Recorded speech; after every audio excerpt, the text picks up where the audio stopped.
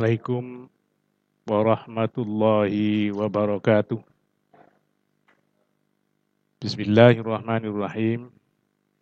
Alhamdulillahi rabbil alamin. Wassalatu wassalamu ala ashrafil anbiya wal mursalin. Sayyidina Muhammadin wa ala alihi wa ashabi ajma'in, amma ba'du. Para pemirsa yang kami hormati, alhamdulillah hari ini kita dalam bulan suci Ramadan, dan alhamdulillah yang kedua kita diberi kesempatan oleh Allah untuk ikut serta menikmati ibadah Ramadan, mulai dari kegiatan puasa, salat tarawih, mengaji, dan lain sebagainya. Mudah-mudahan apa yang kita lakukan pada bulan suci Ramadan ini semuanya mendapatkan ridho Allah Subhanahu wa Ta'ala. Amin ya rabbal alamin.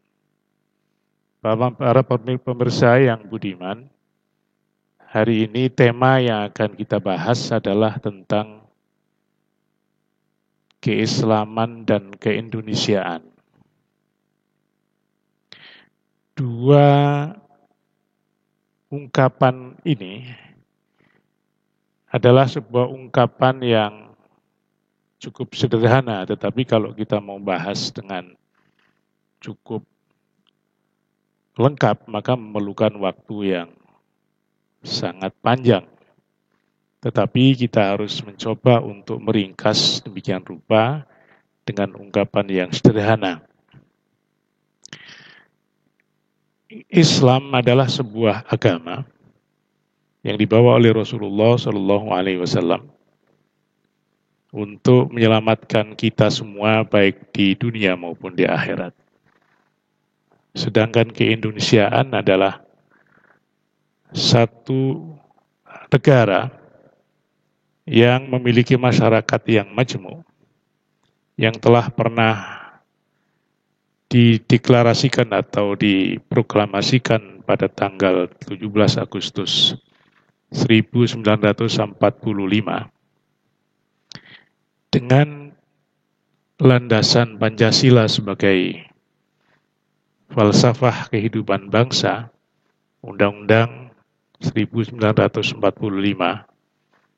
yang memiliki masyarakat yang majmuk, oleh karena itu memiliki satu semboyan yang disebut dengan Bhinneka Tunggal Ika. Bagaimana dua hal ini kita bahas? Yang pertama tentang keislaman.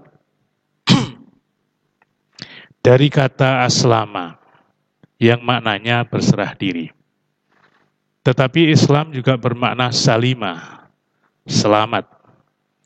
Dari kata berserah diri ini, maka kemudian kita akan memperoleh keselamatan. Kata aslama juga memiliki makna menyelamatkan. Oleh karena itu orang yang beragama Islam adalah orang yang patuh terhadap ketentuan Allah dan Rasul-Nya dengan tujuan supaya dirinya selamat dan menyelamatkan orang lain. Dalam arti bahwa orang lain bersama kita merasa selamat dan aman. Kata Islam dengan iman memiliki kemiripan. Iman berasal daripada amanah, percaya. Tapi juga iman bermakna aman, selamat juga maknanya. Demikian juga kata takwa. Takwa itu dari wakoyaki wikoyatan, yang maknanya adalah menjaga. Menjaga dari mana? Dari berbagai hal yang merugikan. Dan oleh karena itu, maka orang yang bertakwa akan terpelihara, terselamatkan, terjaga juga dari berbagai bencana baik di dunia maupun di akhirat. Jadi kata Islam, iman, dan takwa adalah memiliki satu makna yang sangat mirip dan memang itulah tujuan dari beragama, yaitu menyelamatkan dirinya dan kemudian memberikan rasa aman kepada orang lain. Indonesia atau keindonesiaan adalah sebuah entitas, sebuah negara yang memiliki masyarakat majemuk yang dibentuk melalui sebuah tahapan dan proses yang sangat panjang. Ketika Indonesia diproklamirkan dari penjajahan bangsa Barat dan juga dari Jepang, maka sebenarnya Indonesia ini masih merupakan satu tahapan yang awal sekali menuju sebuah cita-cita. Cita-citanya adalah harus kita perjuangkan selama kita menjadi bangsa Indonesia. Sampai hari ini, Indonesia ini masih dalam proses untuk memperjuangkan cita-citanya. Cita-cita masyarakat yang adil, makmur. Sekian tahun, kita selalu dihadapkan dengan dinamika perjuangan yang luar biasa. Di mana bangsa kita ini setelah memproklamirkan dirinya, maka masih didatangi oleh sekutu. Dan kita harus mempertahankannya. Sehingga ada satu momentum yang sangat luar biasa, yaitu ketika umat Islam dengan semangat 10 November menentang sekutu dan kemudian kita memenangkan pertempuran dan peperangan sekaligus. Ini merupakan salah satu tantangan. Tantangan kita hari ini adalah mencoba untuk melawan berbagai upaya yang menghalangi terciptanya sebuah masyarakat adil dan makmur berdasarkan Pancasila. Itu yang harus kita lakukan. Lalu bagaimana dengan keislaman? Kita bisa melihat bahwa umat Islam ini sejak mulai memperjuangkan kemerdekaan sampai mengisi kemerdekaan, peranannya adalah sangat luar biasa. Memiliki peran sentral yang tidak bisa diabaikan. Bahkan pengorbanan kaum muslimin di Indonesia ini adalah sungguh sangat luar biasa. Bisa kita lihat dari berbagai momentum. Salah satunya adalah momentum ketika sedang merumuskan apa yang disebut dengan dasar negara. Yang kemudian kita kenal sekarang adalah Pancasila. Di mana kaum muslimin waktu itu adalah ingin menjadikan Islam sebagai sebuah dasar negara. Tetapi dengan berbagai pemikiran, dengan berbagai pertimbangan, lalu kemudian Pancasila yang dirumuskan pada awalnya itu memiliki 7 kata yang disebut dengan Piagam Jakarta. Akhirnya kemudian dasar negara ini berbunyi ketuhanan yang Maha Esa. Satu hal yang kemudian harus kita garis bawahi bahwa dengan dasar Pancasila di situ ada ketuhanan yang Maha Esa. Maka berarti negara ini adalah negara yang mengakui adanya Tuhan, bahkan menganggap nilai-nilai ketuhanan adalah sebuah nilai yang sangat penting di dalam negara Indonesia ini. Oleh karena itu, maka antara keindonesiaan dan keislaman, atau antara keislaman dan keindonesiaan ini ada 2 hal yang saling memerlukan. Negara perlu nilai-nilai keagamaan, nilai-nilai religius, nilai-nilai ketuhanan, supaya memiliki sebuah pesan-pesan moral yang sangat kuat. Demikian juga Islam sebagai sebuah agama memerlukan satu perangkat kenegaraan yang bisa memperkuat agama itu sendiri atau Islam itu sendiri. Disinilah kemudian antara agama, khususnya Islam, dengan negara Indonesia adalah dua hal yang saling memerlukan. Untuk itu, maka ketika kita ditanya, bagaimana hubungan antara Islam atau agama dan negara, maka sebetulnya memiliki hubungan yang sangat simbiosis, mutualis. Dua-duanya merupakan sebuah entitas yang berbeda, tetapi saling memerlukan. Agama memerlukan sebuah perangkat kenegaraan, negara juga memerlukan nilai-nilai agama supaya di dalam kehidupan itu tetap mendapatkan ridho dari Allah Subhanahu wa Ta'ala, Tuhan yang Maha Esa. Para pemirsa yang kami hormati,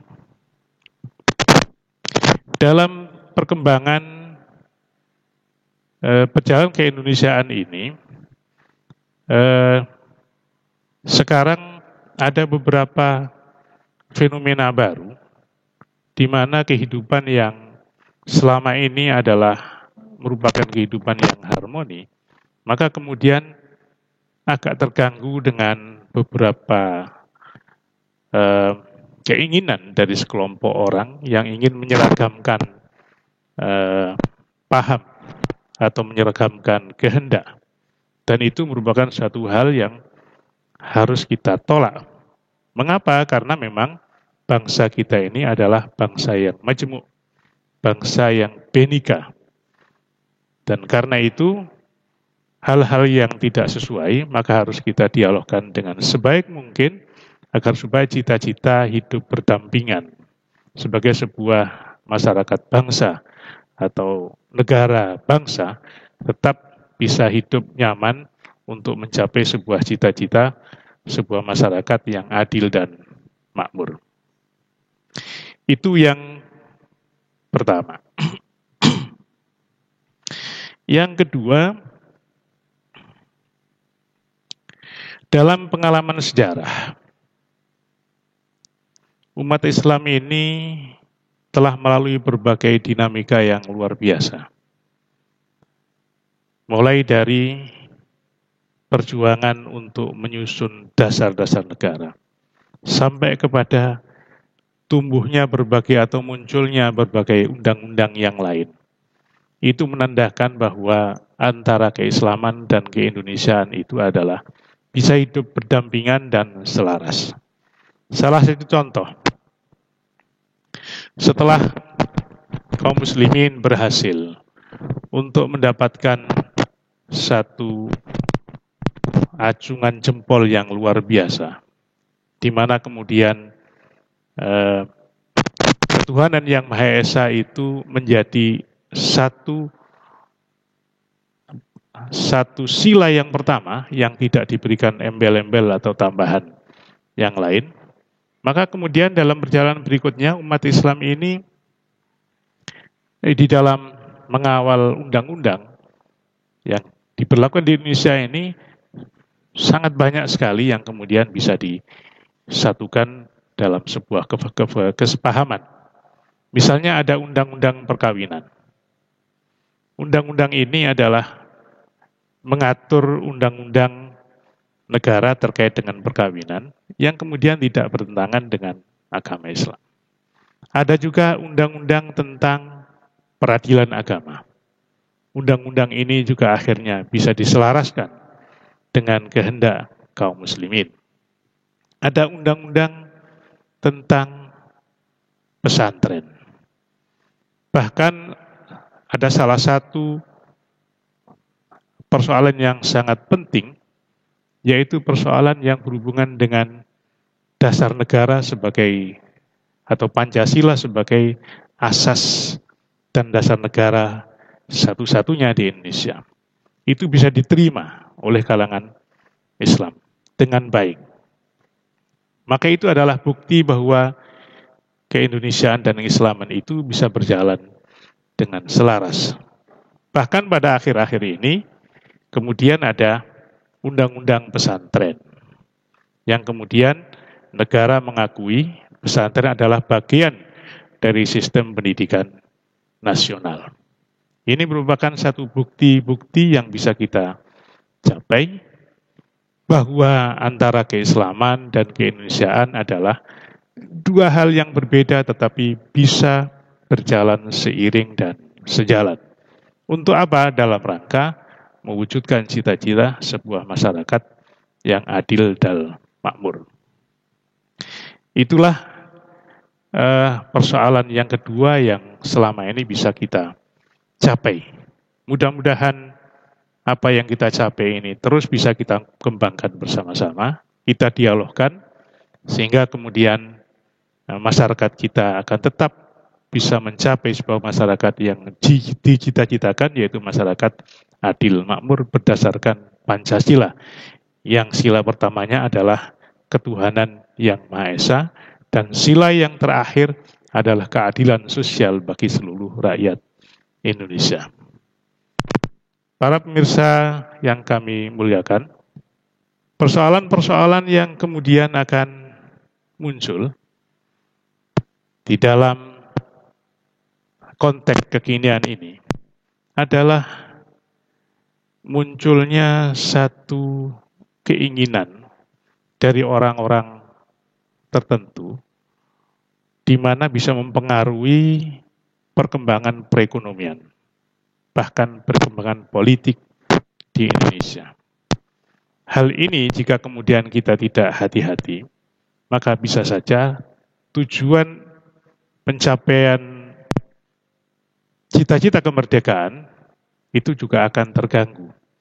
Karena perekonomian kita yang mestinya adalah menggunakan pasal 33, di mana masyarakat menjadi basis dari pengembangan ekonomi ini, akan berubah menjadi sebuah pengembangan ekonomi yang bersifat kapitalistik, dan ini akan banyak merugikan kepada masyarakat kita bersama.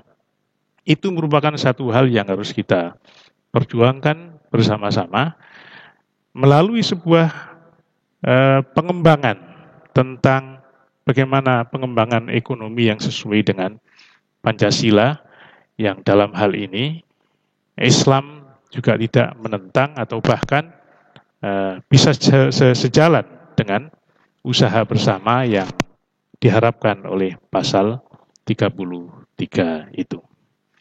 Demikian kira-kira hal-hal yang perlu kita berikan catatan, dan untuk sementara kita break terlebih dahulu. Ada sesuatu yang lewat, nanti kita akan lanjutkan kembali.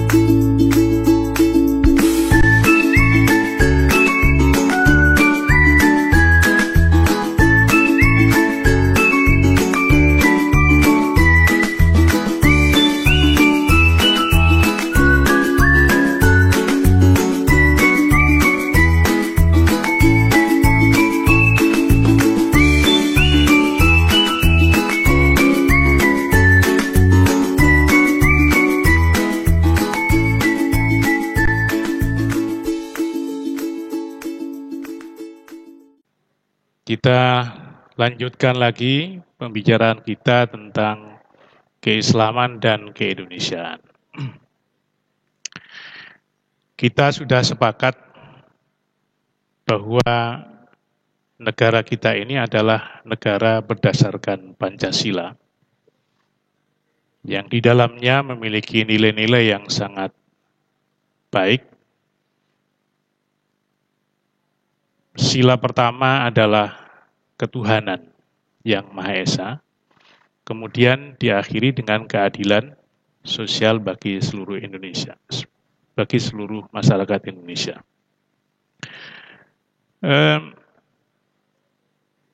Jika kita melihat isi daripada Pancasila itu sendiri, maka tidak ada satupun yang bertentangan dengan nilai-nilai keislaman. Untuk itu, maka mensinergikan antara keislaman dan keindonesiaan adalah sebuah hal yang tidak ada masalah sama sekali. Kenapa demikian? Karena ketuhanan yang Maha Esa itu boleh diartikan oleh kaum muslimin sebagai sebuah paham tauhid. Sedangkan sila-sila yang pertama, baik sila yang kedua maupun sila yang ketiga, keempat, dan kelima, adalah semuanya adalah tidak bertentangan dengan nilai-nilai keislaman. Maka mensinergikan itu adalah sesuatu yang sangat bagus. Bahkan sebuah keniscayaan. Mengapa itu merupakan sebuah keniscayaan? Karena kaum muslimin di Indonesia ini dengan nilai keislamannya adalah ikut serta di dalam melakukan perjuangan merebut kemerdekaan atau mewujudkan kemerdekaan dan juga mempertahankan kemerdekaan. Sekaligus juga mengawal jalannya negara Indonesia ini dibangun sampai sekarang ini. Oleh karena itu, sekali lagi, bahwa mensinergikan antara keislaman dan keindonesiaan adalah sebuah hal yang tidak ada masalah sama sekali. Apalagi mayoritas penduduk Indonesia adalah beragama Islam. Pada akhir-akhir ini ada sebuah gambaran, di mana gambaran ini adalah satu tantangan bagi kaum muslimin, yaitu satu perkembangan baru di mana separatisme itu masih tetap muncul di mana-mana. Bagaimana kemudian separatisme ini bisa kita ubah menjadi sebuah semangat untuk membangun?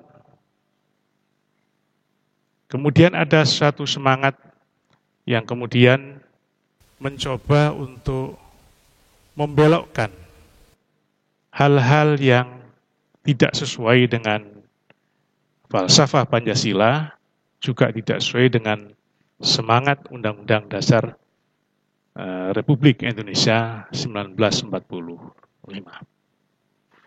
Untuk itu, maka diperlukan dialog.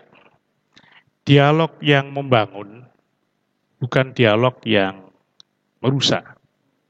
Dialog yang satu sama lain saling mengisi berbagai kekurangan yang ada pada diri kita masing-masing.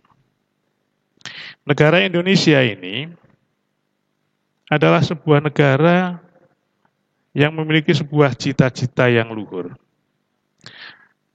Akan tetapi, negara yang sekarang sedang kita bangun ini adalah masih dalam proses.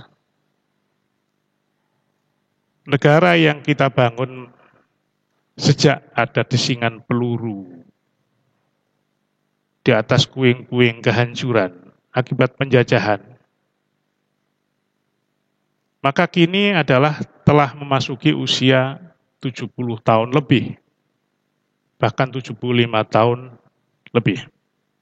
Tetapi ternyata gangguan separatisme di bumi Nusantara ini merupakan fenomena yang terus belum bisa diselesaikan. Fenomena kemiskinan itu juga masih banyak yang kita saksikan di mana-mana. Sehingga cita-cita kemerdekaan, yaitu menciptakan kesejahteraan bersama pun masih menjadi harapan dan imajinasi masyarakat yang belum bisa dipastikan kapan datangnya. Jadi, keindonesiaan yang sedang kita bangun ini adalah belum selesai. Dan oleh karena itu, maka perlu kita perjuangkan bersama-sama. Dalam pengalaman sejarah, nilai keislaman dapat disinergikan dengan kebangsaan karena telah kita sepakati bersama bahwa negara yang kita bangun ini adalah berdasarkan ketuhanan yang Maha Esa, yang kemudian akan menuju cita-cita masyarakat yang kita harapkan sebagai masyarakat adil dan makmur. Oleh karena itu, para pemirsa sekalian, ketika kemudian hari ini kita ditantang untuk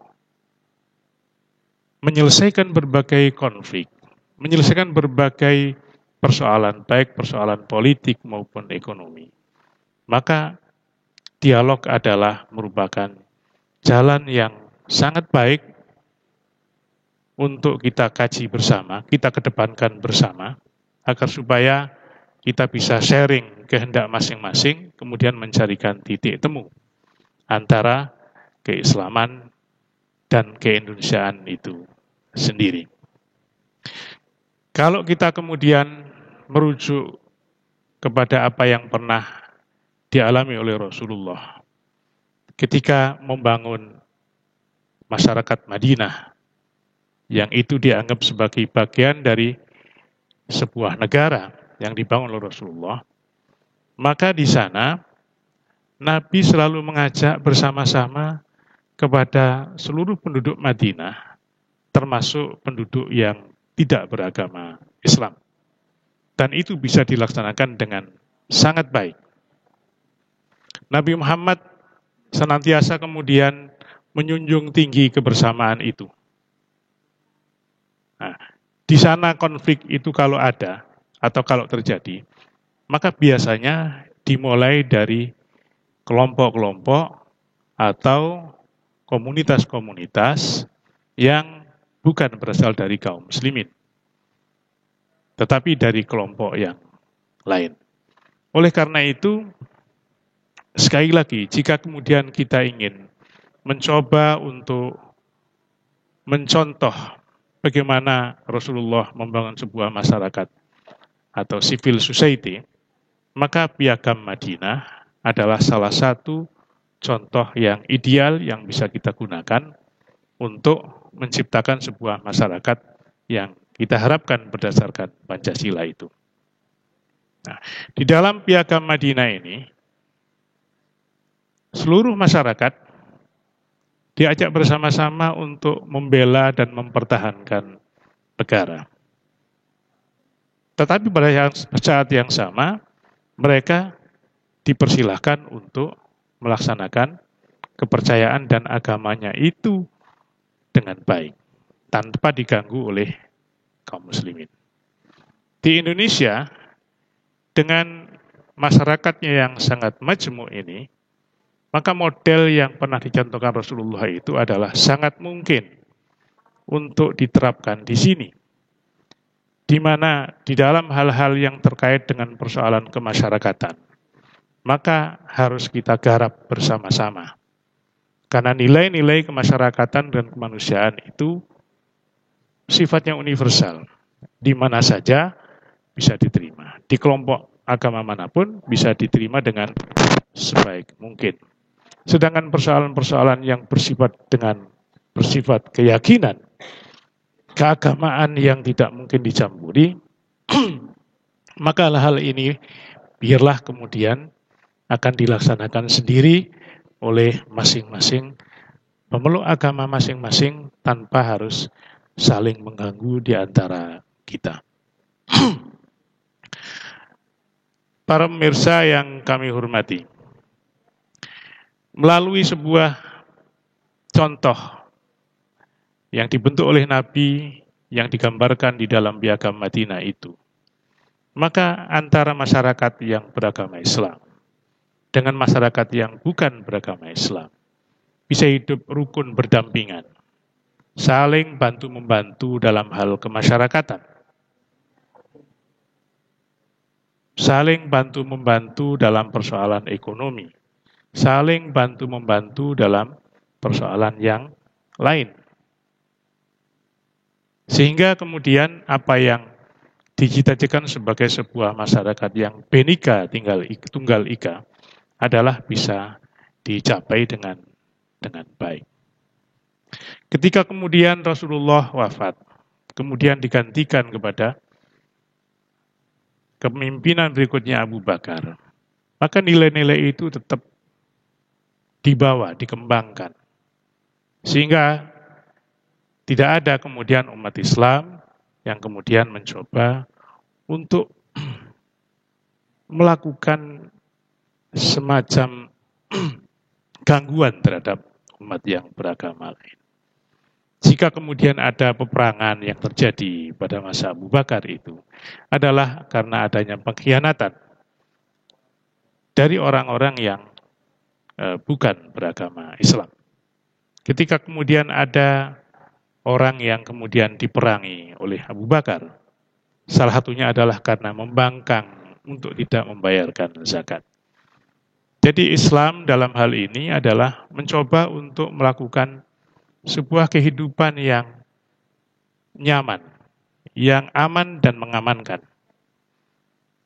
Tetapi kalau ada gangguan-gangguan yang mengusik terhadap keamanan dan kenyamanan ini, maka disitulah lalu kemudian perlu ada tindakan-tindakan yang bisa menyelesaikan persoalan itu. Bahkan persoalan ini jika tidak bisa didialogkan, harus dilakukan dengan pendekatan-pendekatan yang agak lebih keras. Ma'asyiral muslimin rahimakumullah, para pemirsa yang kami hormati. Di dalam perkembangan yang sekarang ini kita lihat di Indonesia, di mana kita memiliki masyarakat majmuk, bisa kita perhatikan ketika kemudian paham keagamaan, jika kemudian paham ini adalah sudah tidak sesuai atau kurang sesuai dengan apa yang digariskan oleh Rasulullah SAW sebagai sebuah agama yang rahmatan lil alamin, apa agama yang kemudian membangun sebuah masyarakat yang berakhlakul karimah, maka tentu di situ kemudian ada persoalan-persoalan. Sekali lagi bahwa jika kemudian ada sebuah komunitas yang kemudian mencoba mengganggu, maka kemudian ini akan merusak harmoni itu. Dan harmoni itu harus kita selesaikan dengan baik. Oleh karena itu, sekali lagi bahwa di dalam menjalani kehidupan bersama di Indonesia ini, maka melalui sebuah etika keislaman atau nilai-nilai keislaman itu tentu akan bisa diselesaikan dengan baik. Nabi Muhammad diutus ke dunia ini adalah rahmatan lil alamin. Nabi Muhammad ini oleh Al-Quran kemudian dinyatakan wa ma arsalnaka illa rahmatan lil alamin. Nabi Muhammad diutus adalah hanya untuk memberikan kasih sayang kepada seluruh alam semesta ini. Bukan hanya terbatas kepada manusia, tetapi juga seluruh isi alam semesta ini harus kita perlakukan dengan baik. Itu prinsip-prinsip yang ditanamkan. Demikian juga melalui sebuah pernyataan hadis yang dilambangkan oleh Rasulullah SAW, itu adalah dalam rangka untuk menyempurnakan akhlak. Innama bu'ithu liutammima makarimal akhlak. Dua semangat ini akan bisa kita dialogkan, kita gunakan untuk mencoba melakukan perbaikan-perbaikan. Jika kemudian visi dari agama ini adalah rahmatan lil alamin, liutammima makarimal akhlak, tentu cara-cara yang harus kita lakukan adalah cara-cara yang sesuai dengan semangat kasih sayang, cara-cara yang sesuai dengan apa yang disebut dengan tindakan yang berakhlak, bermoral, dan tindakan yang beradab. Dengan semangat ini, kita meyakini bahwa antara keislaman, keindonesiaan tidak harus dipertentangkan, tetapi harus kita sinergikan. Dan ini harus kita dialogkan secara berkesinambungan, supaya kemudian apa yang menjadi cita-cita bersama bangsa Indonesia sebagai masyarakat yang adil dan makmur menjadi sesuatu kehidupan yang nyata yang dialami bersama-sama seluruh masyarakat Indonesia. Memang tidak harus mendapatkan perlakuan yang atau tidak harus mendapatkan sebuah kesejahteraan yang sama rata, sama rasa, tidak. Tetapi yang diperlukan adalah sama-sama merasakan kesejahteraan itu, walaupun tingkatannya mungkin tidak bisa disamakan. Itu beberapa hal yang perlu kita bangun.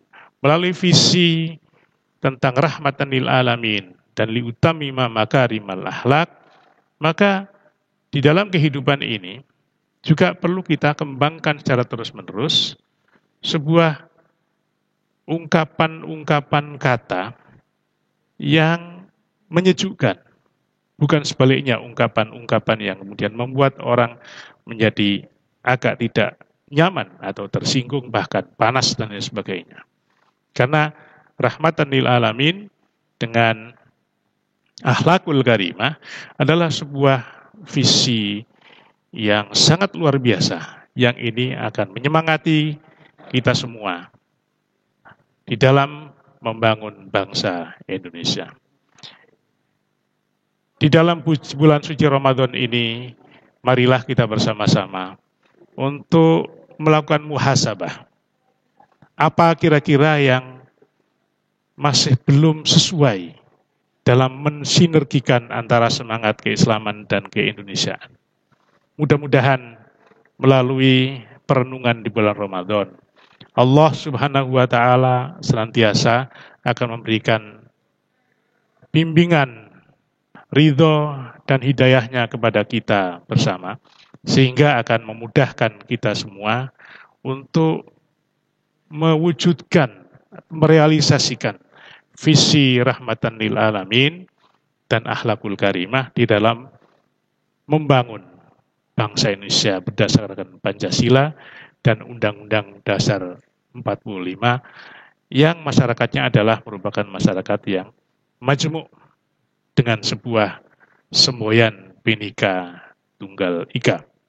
Sekali lagi, terima kasih atas perhatian dan atensi para pemirsa sekalian. Mudah-mudahan apa yang kita sampaikan ini, walaupun hanya sebentar, memberikan manfaat dan barokah kepada kita semua, sehingga di dalam menjalani kehidupan berbangsa bernegara akan nantiasa mendapatkan sebuah nilai-nilai positif yang kita kembangkan secara terus-menerus.